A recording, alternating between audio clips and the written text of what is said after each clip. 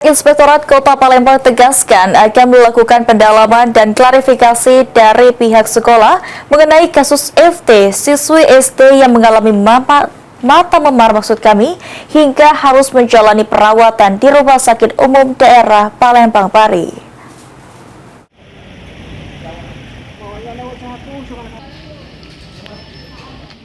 Mengenai kasus FT siswi SD yang mengalami mata memar hingga harus menjalani perawatan di Rumah Sakit Umum Daerah Palembang Pari, pihak Inspektorat Kota Palembang akhirnya angkat bicara.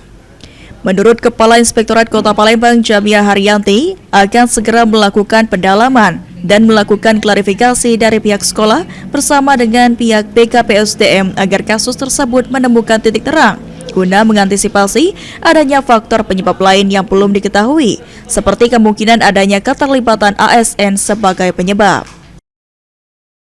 Nah, nanti kami akan cepat tanggapi, kami akan minta klarifikasi segera karena memang laporan pengaduan ini sangat banyak, jadi memang waiting list, agak antri.